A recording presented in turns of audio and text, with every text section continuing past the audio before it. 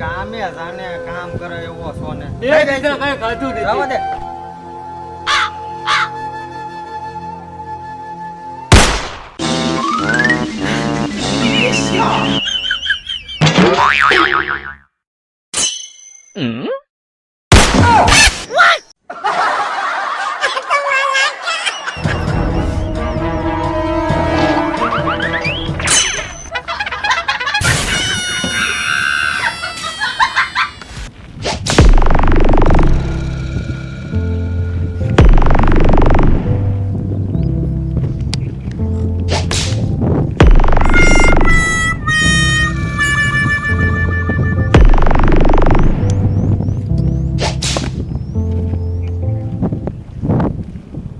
કેટલા હતા?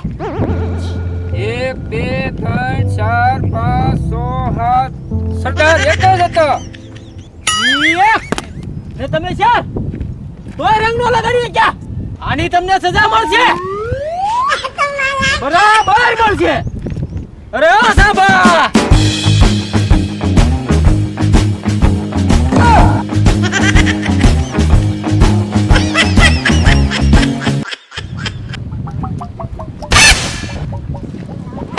ઓલી બાજુ લે. No. સાબા No.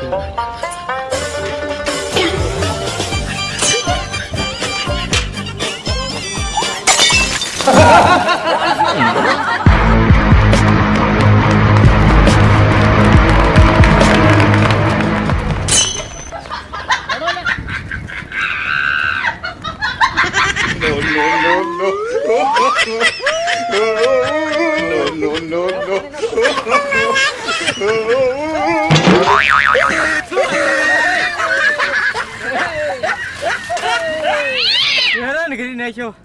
ભાઈઓ તથા દોસ્તો, આપણે આ હોળી વિશે જે ઉત્સવ તમે મનાવ્યો છે તો એ વિશે તમે કઈ વાત જાણો છો? એની પાછળ એક એવી માન્યતા વાત છુપાયેલી છે કે હરણાકશિપુ હતો એ મહારાક્ષસ હતો. એને બ્રહ્માજીનું વરદાન હતું કે લોઢે લાકડે દિવસે રાતે કે મરે નહીં. તો એ બધે દેવોને પણ હેરાન કરતો, દાનવોને હેરાન કરતો, ઋષિ મુનિઓને. પણ એનો ભક્ત એક એનો દીકરો પોતે બન્યો પ્રહલાદ. અને હરણાકશિપુ એમ કહેતો હું જ ભગવાન છું, તો મારું જ નામ લેવાનું, ભગવાન બીજો કોઈ છે નહીં. પણ એનો જ પુત્ર જે પ્રહલાદ હતો એ પોતે ભક્ત હતો, એ ભગવાનનું નામ લેતો અને એનો એને વિરોધ હતો. પછી જે હરણાકશિપુની બેન હતી હોળિકા, એને એક વરદાન હતું કે અગ્નિમાં બળે. તો પ્રહલાદને મારવા માટે આખા નગરમાં લાકડા ભેળા કરી એની મોટી ચિંતા ખડકાવી. એમાં હોળિકાને બેહારી પ્રહલાદને, હરણાકશિપુનો પુત્ર પ્રહલાદને એના ખોળામાં બેહાર્યો. અને એ કે આ પ્રહલાદ બળી જાય અને હોળિકા બસી જાય. તો